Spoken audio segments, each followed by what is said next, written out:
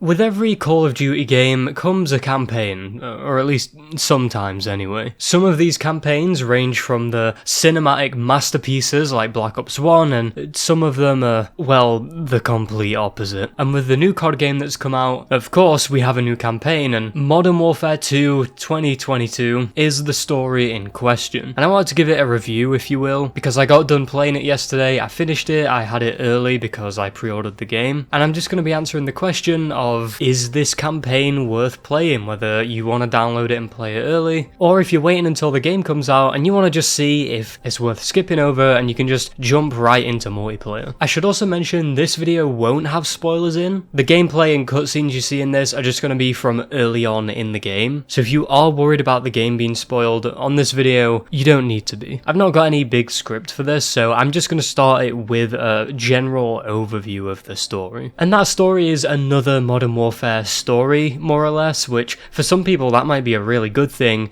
and for others it might be a bad thing. It's actually pretty simple. It mostly just comes down to Task Force 141 have to like go to all these places, and like they're always following these leads because it turns out that these US missiles have been going into like terrorist hands, and that's basically the plot. You're just finding them, tracking them down, going to the next lead, and obviously I'm sure you can imagine there's the big bad guy. It takes place 3 years after the first Modern Warfare, that is, of the reboot, and there's still the badass moments, the cool stealth missions, Task Force 141 having that togetherness that it feels like they've always had, although you don't see that until a bit later on. They actually start the game relatively divided in a way. They're not as tight-knit at the beginning as they were in the old Modern Warfare games, and seeing them get to that point is satisfying, but there's also a few more characters in the mix here, and essentially gives Task Force 141 a bit more of a healthy dose of newer characters coming into play, and they have their own character arcs. I mean, I use that term loosely because it's a Modern Warfare campaign. An example of that being someone like Farah from the first Modern Warfare in 2019, although I am sad to say there isn't as much depth as there was to a character like Farah, but I think what they were trying to go for with this game is sort of Task Force 141 with Soap and Ghost and Price and, you know, the rest of them, really just them being a team, and you know, teamwork makes the dream work, that kind of thing. I don't know if anyone remembers, but the tagline for the game was literally the ultimate weapon is team or something like that, and so yeah, they do really emphasize that concept in this, but I don't want to say too much about the story. It does touch on those morally grey area type of things again, which is what literally every Modern Warfare game does at some point, and Modern Warfare 2 does do that. You'll see what I mean if you play the campaign for yourself, but that's all I can really say about the story without spoiling it. The ending is pretty good, okay? It's a pretty decent ending, but the real good stuff comes at the post-credit scene. There is a post-credit scene, I'm not going to say a word about it, so when you finish the game, don't skip the credits because it will skip the cutscene, but it did give me chills, so, you know, it was a good post-credit scene. Also, fun fact about this campaign, in this one mission, you can actually see a cameo from none other than Uncle Ian from Alvin and the Chipmunks.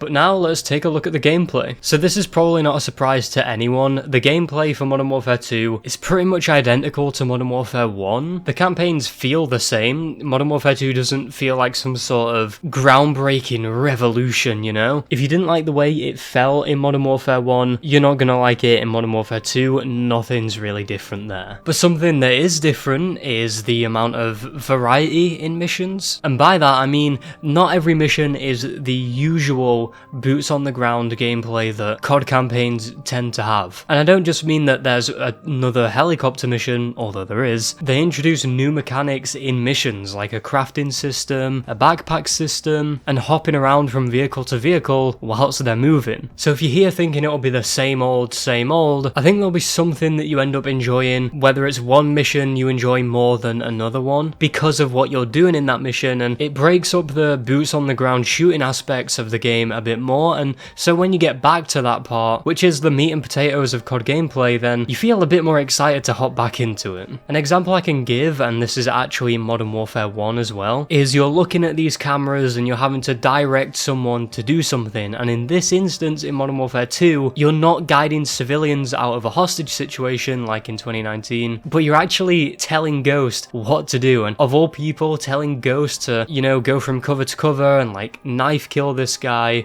or shoot this guy, make a distraction over here. It felt really cool to do, and although there were some things which I'm gonna get into as another topic for this video, it was a good change of pace from just constantly boots on the ground shooting every single mission. So about the other part of this video, this is gonna be, I guess, the bad, if you will. I covered a lot of the good stuff in the gameplay and the story because I think those two are probably the best aspects of this game. I think the story was pretty well executed and had that overall gritty feel. The gameplay was good when it worked, and that is this part. This is basically what I'm going to talk about now. I don't know what was going on here, but I encountered so many bugs when I was playing this campaign. Maybe I'm really unlucky, but these weren't just small bugs or glitches. These were things like I had to restart my game and boot it up again kinds of glitches, and it was really frustrating because there was even one glitch that happened where I was walking through the woods with the boys, and then all of a sudden we were ambushed by these enemies that like followed us down from where we last were. Everyone parked their asses into cover, including myself, and we took out the enemies, but the annoying thing was everything stopped, and I don't mean the game crashed or anything, I mean no one was moving, there was no checkpoint reached, the mission wasn't going on, everyone was just stood in cover, and I was left twiddling my thumbs to enjoy the nice scenery of the mission. My initial reaction was, oh, it must be a checkpoint thing, so I loaded my last checkpoint, did the part again, and nothing happened still. I retried this a few times until I realized, yeah, I don't know what's going on here. I restarted the game, that didn't fix it, and so the actual solution was to restart the whole mission. I'm sure you can imagine how annoying that was. It just really rubbed me the wrong way, and I then went into that mission thinking, okay, let's just get this out of the way, as opposed to, oh, I can't wait to see what happens next. There was also a bug where I died in one mission, and the screen faded to black, and then nothing happened. I didn't respawn, I didn't go onto a checkpoint, like nothing. It was just a black screen, and I had to restart my game. This issue kept happening for a while in that mission, so I had to play that mission like I would a From Software game if I wanted to see any progress. There are more things that kept happening, but I don't want the video to get too long. Maybe when the game comes out, it's gonna be, you know, a lot better and these bugs will be ironed out. It's just annoying when we have access to this early and it feels like we're getting a worse experience. Another problem I've found myself having with this campaign, and this comes as a compliment and a detriment, and you'll see what I mean in a second, is that there's some sections of the game where you have to listen really closely to what's going on around you and what characters are actually saying to you and talking about, because you need to know the intel or follow their instructions in order to progress, and I like that because it's not something COD usually does, and so having to actually listen and pay attention to what's going on not only invests you more in the story, but also it's just cool when there's that feedback going on, if that makes sense. And I do like that. There's a scene in one mission where you're being interrogated, and there's certain things that happen last mission that you have to remember whilst answering these questions, and I thought that was really good. You're also told at the start of the mission kind of what to say, but essentially you had to listen to that conversation, otherwise you would just randomly be guessing. And I enjoy that because it rewards people that pay attention to what's going on around them, but sometimes I found that there were some things where it felt like the game wasn't very clear at all on what I'm supposed to even be doing. And I'm not talking about the listening to instructions,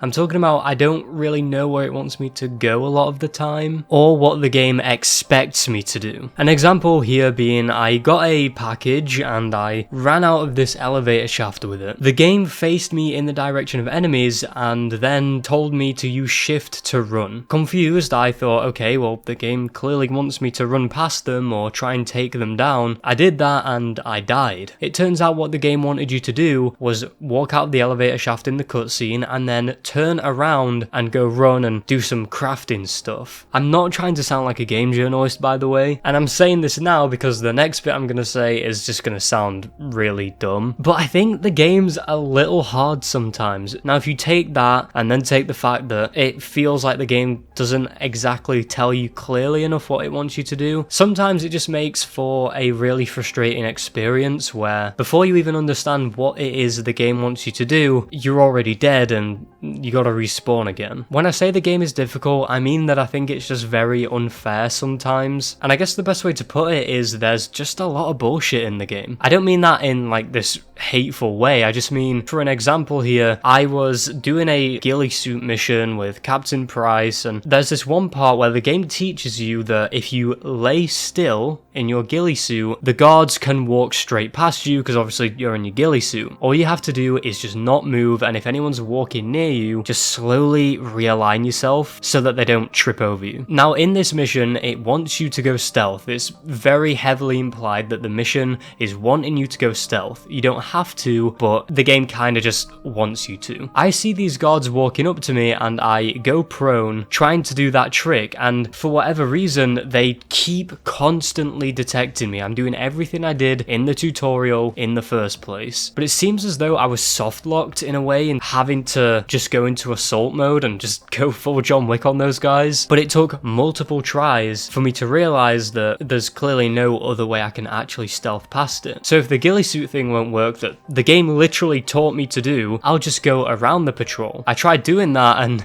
then I realized they turned into my direction and started walking that way. Essentially what I'm saying here is the game wanted this patrol route to come towards me no matter where I was, and so it obviously wanted me to do the ghillie suit thing, but the ghillie suit thing wouldn't work, and it got really frustrating. And even when I would try and kill them all, obviously it was like a 1v10 and those guys were in full armor, like I was eating through rounds. It was really frustrating because they would completely drop me, and that's basically what I mean when I say the game just has a lot of bullshit in it. Another example is when I had to lead Ghost around using the cameras. There's two guys that are looking at a distraction I created, and I wanted Ghost to knife one of them and then quickly knife the other one. Both of their backs were turned and these were silent takedowns, so I got one guy, I told Ghost to get the other guy, and well, this happened. Blade.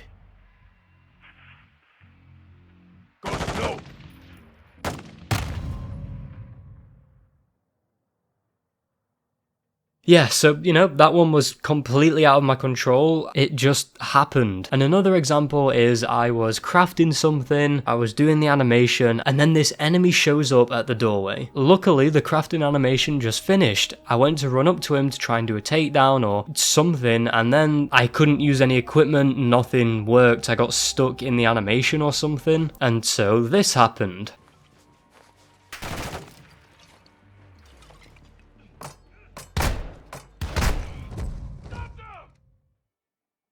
The last example I'll give is probably the most divisive one because I don't have 100% proof that this is the game. This could literally be me. This could be a game journalist moment. And if it is, tell me, but there's this one mission where at some point you have to drive your car and get on top of this APC, basically this big chunky vehicle with a turret. It throws landmines on the floor that you have to dodge, but you simultaneously have to lean out of the window to shoot the turret so it doesn't hit you. But whenever I would lean out of the vehicle to shoot the turret, the car would by itself start swerving into the landmines, and so I never had enough time to both shoot the vehicle and dodge the landmines, and then potentially dodge the bullet spread coming from the turret, and it just felt like the only reason I got on top of the APC was purely out of luck. There was even one point where I jumped on it and then the game just pushed me off of it. And then as a smaller nitpick, that same mission, the driving sequence feels like it goes on and on and on, like it drags out so much. But the reason I'm making a big deal about all of this stuff is when you take all of this happening constantly and then combine it with the bugs that I got where I had to restart my game or restart the whole mission, it just got really frustrating. And it's annoying because, like I've said earlier, I enjoyed the campaign. It is a good, solid campaign. campaign, and it makes me excited for what Infinity Ward are going to do in the future, and I think the story was pretty damn good. But what I took away from my experience though was a lot of the messiness that came with it, if that makes sense. Stuff that felt very out of my control, or the game didn't explain something clearly, and of course all of the bugs and the crashes, because there was those too. It just put a bit of a damper on things, but overall, I think that for one, the story is really good. It's interesting, it's not all black and white, there's a lot of morally grey areas that the game explores, themes like who are the real bad guys, and just how destructive war can be, and stuff like that you'll pick up. Seeing Task Force 141 become a lot more tight-knit, and I guess become the Task Force 141 we know and love, was really cool as well. So were a lot of the gameplay mechanics, like the crafting system that they introduced in certain missions was a really neat thing, and I enjoyed that. So the gameplay, when it worked, was really good. Oh, the game looks really nice as well. I just thought I'd mention that. And I just loved seeing all the characters and stuff. It was good. The campaign was serviceable. It took me about like 8 hours, I would say, to complete. It did what it needed to do, and it did it well. Is it a must play? I think that's up to you and how much you enjoyed the first campaign in Modern Warfare 2019. And if you did, then yes, this is a must play. If a lot of this stuff is fixed at launch, or if you go through the game and you happen to not go through any of these bugs or just general bullshittery, I definitely do recommend it. And if I had to score the game out of 10, I would probably give it like a 7 or an 8 out of 10, something like that. So overall, good story, good gameplay sometimes, and very interesting post-credit scene, which if you know, you know. If I've sounded different in this video, it's because I'm a little bit ill. I hope it's not been too unbearable. I should be back to normal soon. But anyways, I'm going to leave this video here today. If you enjoyed, be sure to smash the like button. Comment your thoughts on the Modern Warfare 2 campaign down below. If you're going to talk about a spoiler or something, make sure you make it clear at the beginning. I wouldn't want this to get spoiled for anyone, especially the ending, because that goes hard. Subscribe to the channel if you aren't already. Turn on the notification bell too to stay notified whenever I upload a video. Thank you so much for watching, and I will see you next time.